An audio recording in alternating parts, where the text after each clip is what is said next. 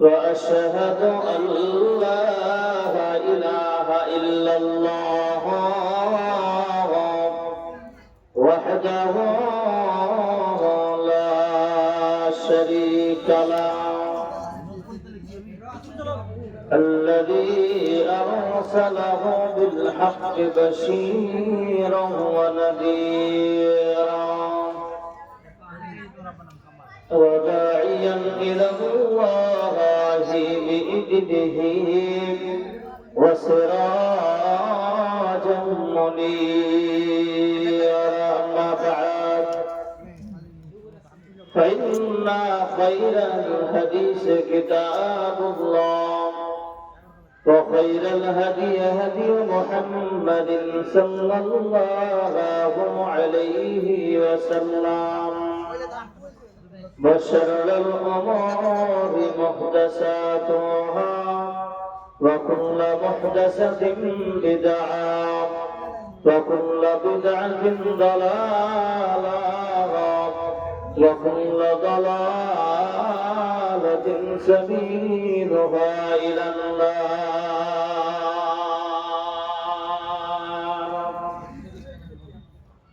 أعوذ بالله من الشيطان الرجيم. بسم الله الرحمن الرحيم.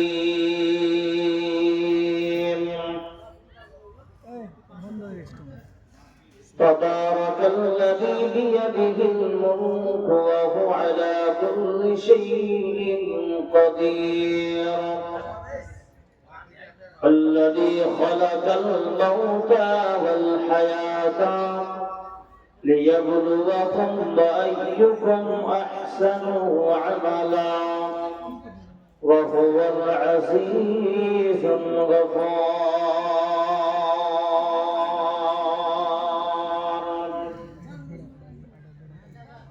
وقال الله تعالى: بسم الله الرحمن الرحيم. وإذا قيل لهم آمنوا كما آمن الناس.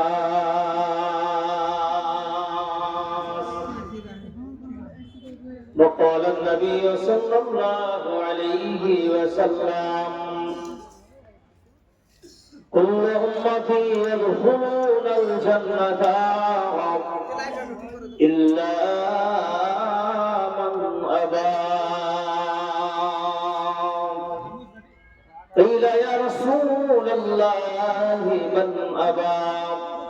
قال: ومن أطاعني دخل الجنة ومن عصاني فقد أبى.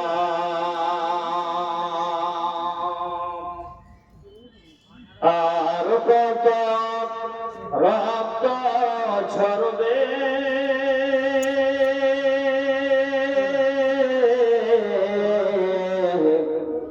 আর কত মানুষ মরবে আর কত রক্ত ঝরবে আর কত মানুষ মরবে। কখনো কি আর সোনালি জামানত অমরের যুগ ফিরে আসবে? শান্তির দেশ ফিরে আসবে আর কত রক্ত ঝরবে আর কত মানুষ মরবে। কত আজ বিধবা হলো যে নারী, কত যে মায়ের কম করেছ খালি। কত আজ বিধবা হলো যে নারী, কত যে মায়ের কম করেছ খালি। রক্তে রঙিন পৃথিবী জমি রক্তে রঙিন পৃথিবী জমিন দেখো ভাই গো জাহানে দেখো ভাই গো জাহানে আর কত রক্ত ঝরবে আর কত মানুষ মরবে। উপস্থিত মঞ্চ উপবিষ্ট যোগ্যতম আজকের সভার যোগ্যতম সভাপতি সাহেব, ওলামায়ে হযরত, দূর দূরান্ত থেকে আগত মেহমানান একরাম, অত্র এলাকার আল্লাহ পাকের যাকিরিন শাকির মুহিব্বিয়ান ইলম বরদানশী মা ও বোনেরা, প্রশংসা तमाम তারিফ সেই মহান রব্বুল আলামিন যিনি আজ আপনাকে আমাকে সকলকে অত্যন্ত ভালোবেসে এই দ্বীনি মাজলিসে আসার বসার পাশাপাশি কিছু আলেমকে বলার মতো, আপনাদেরকে শুনবার মতো যে মহান স্রষ্টা তৌফিক এনায়েত করেছেন, সেই মহান স্রষ্টার আমরা সকলে শুকরিয়া আদায় করে জোরে সোরে পড়ি আলহামদুলিল্লাহ। লক্ষ্য করে দরুদ সালাম নাযিল হোক শ্রেষ্ঠ নবী জনাব মুহাম্মদ রাসূলুল্লাহ সকলে বলে সাল্লাল্লাহু আলাইহি ওয়াসাল্লামের উপর আল্লাহুম্মা সাল্লি আলাইহি আল্লাহুম্মা বারিক আলাইহি। আপনাদের সম্মুখে সূরা মুলকের 1 এবং 2 নম্বর আয়াত আমি তেলাওয়াত করেছি। বুখারী থেকে একটি হাদিস আপনাদের সামনে রেখেছি। কোরআন এবং সহিহ সুন্নাহকে সামনে রেখে অল্প সময়ের মধ্যে আমি এখান থেকে বিদায় নেব। আমার তৌফিক ইল্লা বিল্লাহ। রব্বি ইশরাহ লি সাদরি ওয়া ইয়াসসির লি আমরি ওয়াহলুল উকদাতাম মিন লিসানি ইয়াফকাহু কওলি। প্রিয় মুসলিম সমাজ, আল্লাহ পাক সুবহানাহু ওয়া তাআলা এই পৃথিবীর বুকে আপনাকে আমাকে तमाम মাখলুকাতকে সৃষ্টি করেছেন। তার মধ্যে সর্বশ্রেষ্ঠ হিসাবে মানবকে আল্লাহ তাআলা মাখলুক হিসাবে গণ্য করেছেন। আজ বড় দুঃখ লাগে যে আমাদের মুসলমান কমিউনিটির মধ্যে যে আজ আমরা এত অবহেলিত হয়ে গেছি, এত লাঞ্ছিত সমাজে হয়ে গেছি যেটা তুলনা করা যায় না। যদি বলেন কেমন, আজকে যেই কোনো জায়গায় আপনারা যান, মুসলমানদের যেই কোনো কাজে আপনারা করেন না কেন, কিছু না কিছু শরীয়তের বাইরে কিছু সংমিশ্রণ আপনার দেখতে পাবেন, এটা পাবেন। কারণ কি? কারণ আমাদের মধ্যে সব কিছুর মধ্যে একটা জিনিস সেটা আছে, সেটা আমাদের মধ্যে নেই। সেটা হলো দ্বীনি শিক্ষার ব্যাপক আমাদের অভাব। দ্বীনি শিক্ষা না থাকার কারণে আজ আমরা এক অপরের সঙ্গে হিংস্র প্রাণী হয়ে দাঁড়িয়েছি। এগুলো কথা বলার আমার কারণ একটাই, যে আপনারা এখানকার কমিটি আলহামদুলিল্লাহ যথেষ্ট শ্রম দিয়েছেন, যুবকদেরকে ব্যাপক অবদান তাদের রয়েছে। কিন্তু এত বড় একটা আপনারা মেলা লাগিয়েছেন, রাস্তায় আসতেছি, এ ওকে শালা বলছে, ও ওকে শালা বলছে। এটা কিন্তু আমাদের মুসলমানদের করণীয় নয়। কারণ মানুষ এবং জানোয়ারের মধ্যে পার্থক্য যদি আপনি নিতে চান, মানুষ এবং সাধারণ জানোয়ারের মধ্যে পার্থক্য একটাই, সেটা হলো শিক্ষা। এটা মনে রাখবেন। হাসান বসরি রাহিমাহুল্লাহ তিনি লিখছেন, জানোয়ার আর ইনসান में सिर्फ फर्क इल्म है। যদি মানুষের কাছে শিক্ষা না থাকতো তারা জানোয়ার থেকে বেশি নিষ্ঠ হয়ে যেত। আজ আমাদের মধ্যে শিক্ষা অভাবে আজ এক অপরকে আমরা সম্মান দিতে আমরা কথা মনে করতেছি। আজ ঈদগাহ উপলক্ষে জলসা করেছেন, খুব ভালো কথা। মসজিদে উন্নতি করবে জালসা করেছেন, কিন্তু মসজিদে নামাজি নেই। কার জন্য আপনি মসজিদ তৈরি করছেন? একবার আপনি ভাবুন যে আমি কোন স্তরে গিয়ে দাঁড়িয়ে আছি, আল্লাহ আমাকে দুনিয়াতে কি উদ্দেশ্যে আমাকে পাঠিয়েছে। আপনি কি আমি একাই নামাজি পড়ে নামাজ পড়ে কি আমি সাকসেস? একবার চিন্তা করুন। আপনার ভাতিজা, বেটা, আপনার বাড়ির সদস্যরা তারা সঠিক আল্লাহ একটি আহকামকে সে কিন্তু সঠিকভাবে মানতে চায় না। কেন? কারণ আপনি 10 বছর পিছনে নিয়ে যান। আগে আমরা দেখতাম যে আমাদের সমাজে কিছু না থাকলে ওই গ্রামে যদি ছোট্ট একটা চাটাই মসজিদ থাকতো, তবুও সকালবেলা ফজরের পরে ওই জায়গাটা একটা গুঞ্জন শুরু হতো। ঠিক না বেটে? গুঞ্জন শুরু হতো, সেটার নাম হচ্ছে মক্তব। কি ভাই, ঠিক না বেটে? আপনাদের এলাকায় মক্তব চলছে এখন? জায়গা জায়গা, বাকিগুলা কেন? আজ এই গ্রামকে যদি ধরেন, আমি মনে করি 87% প্লাস 90% মুসলমান কোরআন পড়তে জানে না। কি ভাই, ঠিক বলছি তো? রমজান মাস যখন আসবে তখন 10% কোরআন তেলাওয়াত করবে আর 90% কুকুর দেখে থাকবে, তাই না ভাই? তো আল্লাহ যে আপনাকে আমাকে উদ্দেশ্য পাঠিয়েছে সেটা হচ্ছে ইবাদত। আর ইবাদত করতে হবে আল্লাহ এবং রাসূলের ভিত্তিতে, আইনের উপরে।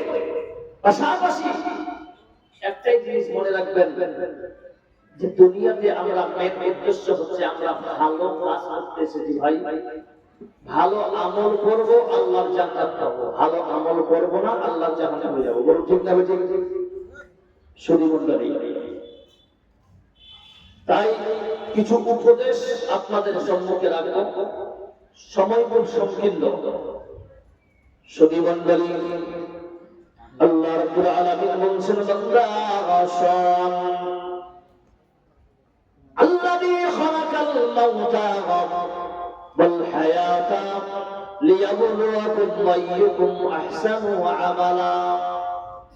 আমি আল্লাহ হায়াত এবং মওতের রব, আমি আল্লাহ হায়াতকে সৃষ্টি করলাম, আমি আল্লাহ মওতকে সৃষ্টি করেছি।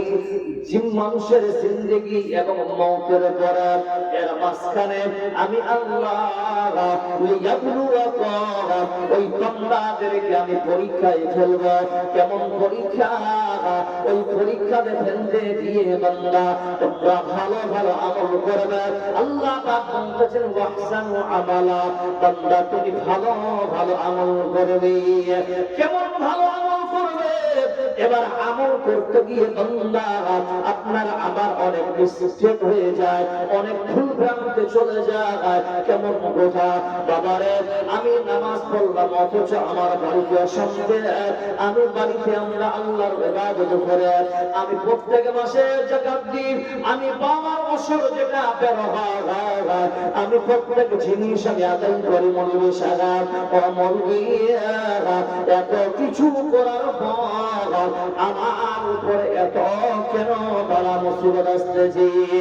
এটা হলো একজন প্রকৃত মুসলমানের প্রশ্ন অন্তর থেকে বের হল। ও মৌলভী, আমি 5 ওয়াক্ত নামাজ পড়ি, যাকাত দিই, ওসব দিয়ে থাকি, কিন্তু আল্লাহ কেন আমাকে এত অসুস্থ রাখতেছে?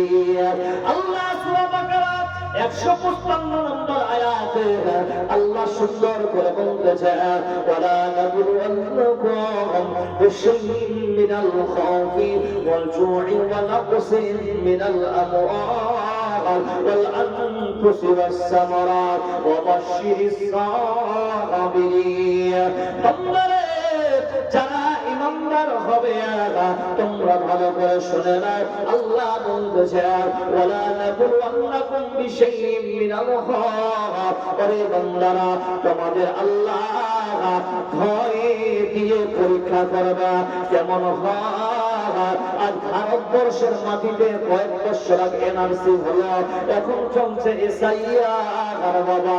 আহারে আজ আমাদের পশ্চিমবঙ্গের মাটিতে দেখে নেন সব মানুষ পাগলের মতো হয়ে গেছে।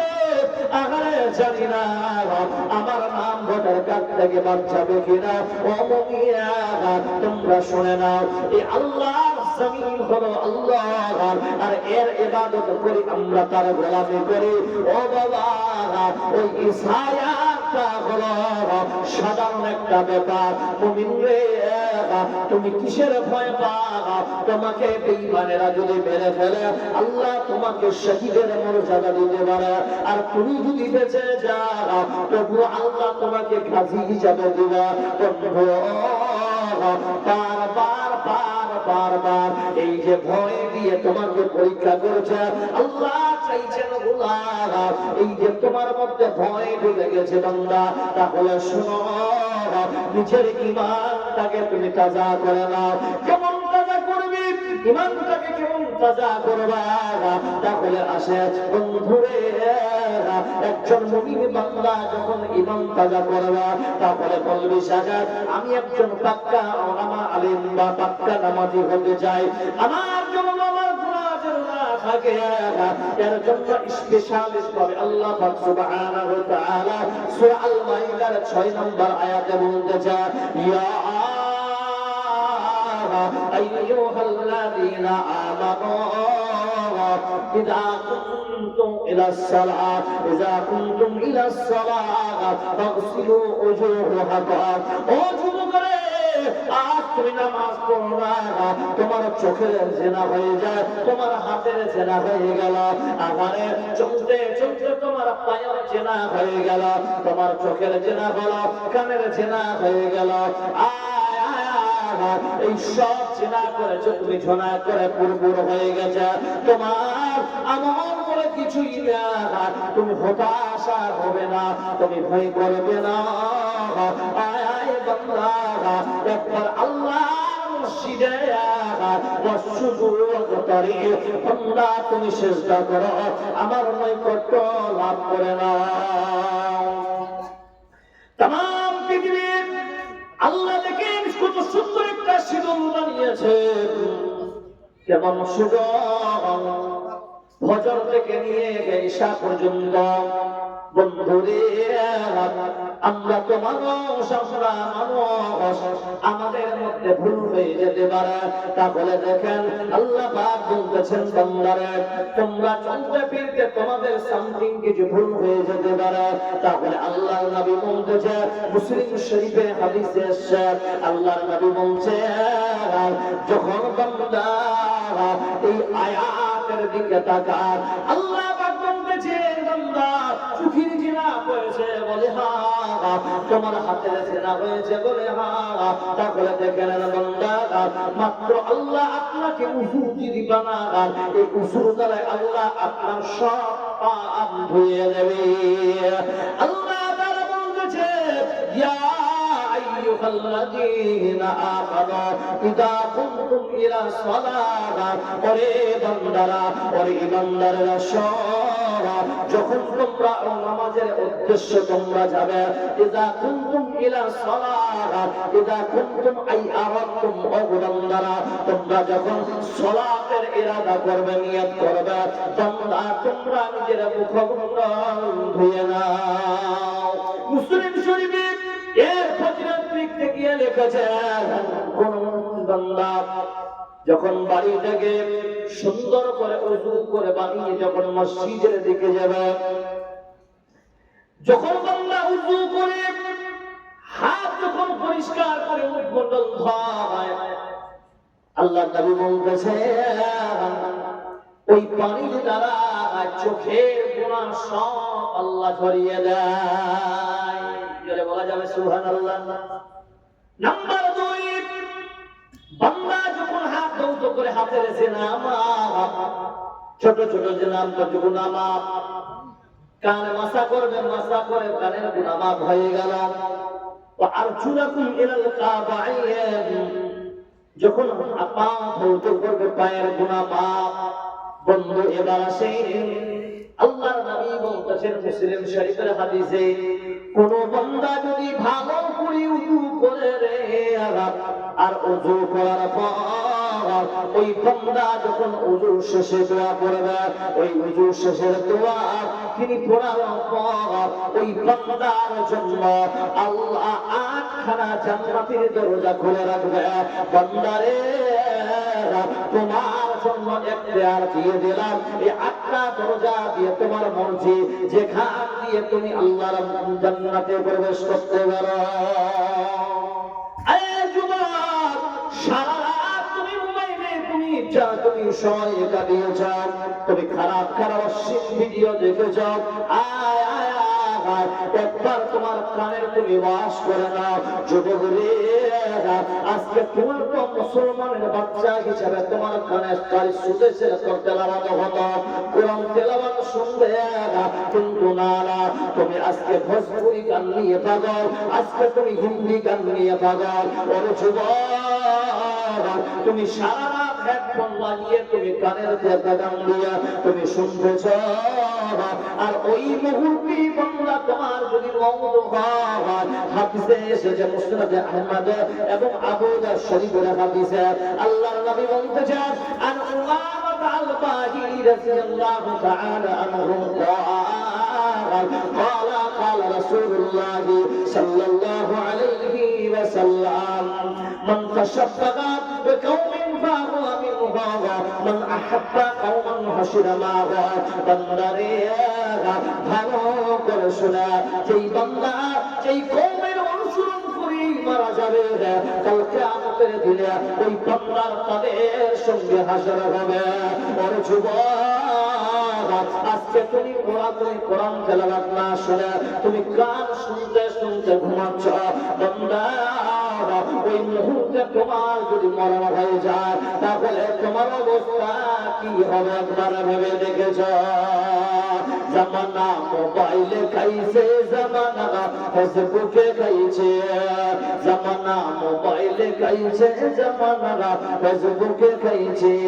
ছোট ছোট পোলা মাইয়া প্রেমে জড়াইছে, ছোট ছোট ছেলে মেয়ে প্রেমে জমেছে। জামানা মোবাইলে খাইছে, জামানা ফেসবুকে খাইছে। রেডিও ছেড়ে টেপ আসিল, টেপ ছেড়ে টিভি, আর টিভি ছেড়ে মোবাইল এলো, যা খুশি তা পাবে। এই সমস্ত জিনিস দেখা, এই সমস্ত জিনিস দেখা নেশায় মেতেছে জামানা, ফেসবুকে খাইছে জামানা, হোয়াটসঅ্যাপে খাইছে।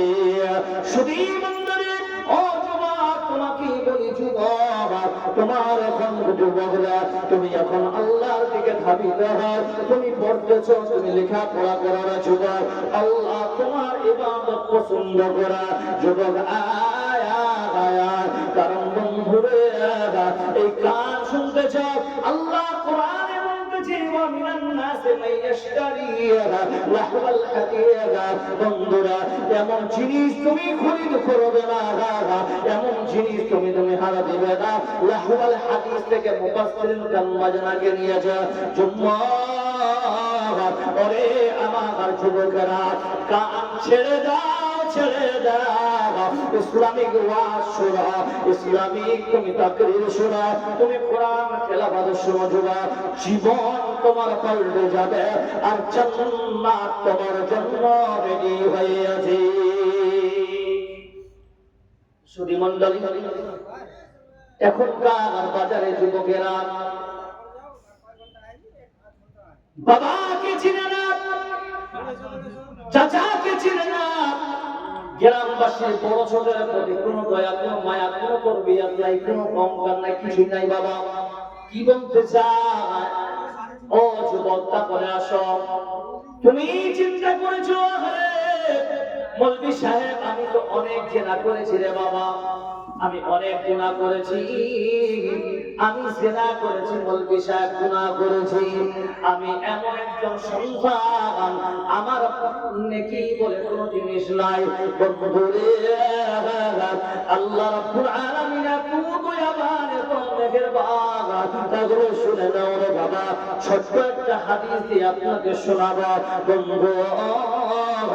আই আল্লাহর আমরা, এই যে আল্লাহর আমরা গুণগান কীর্তন করছি, যুবক আমার চাচা বাপেরা ভালো করে শুনে নেন, ওই আল্লাহ যে আপনার আমার জন্য জান্নাত রেডি রেখেছে বন্ধু।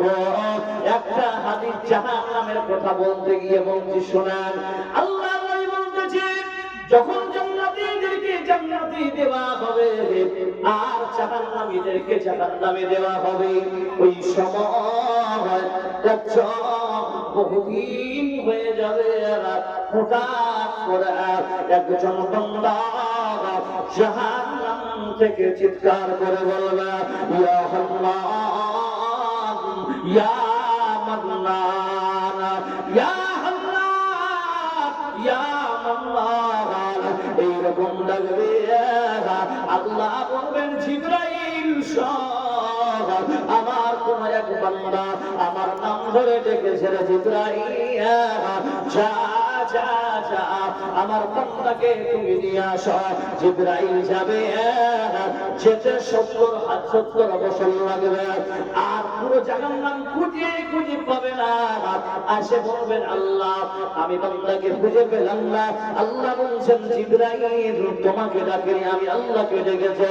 যা ওই জাহান্নামের একটা স্তর তলে তিনি একদম নিচে স্তরে পড়ে আছে, বিশাল একটা পাহাড়ের মতো পাথর দিয়ে তা সে চেপে গেছে, যার ওখান থেকে চিৎকার করেছে, নিয়ে আসো। বন্ধু যুবক, নৈরাশ হবে না, আল্লাহর প্রতি বিশ্বাস রাখো। তাহার সমতুল্য গুনাহ করেছো বান্দা, আল্লাহর কাছে তোবা করো, আল্লাহ তোমার গুনাহ মাফ করে দিবে।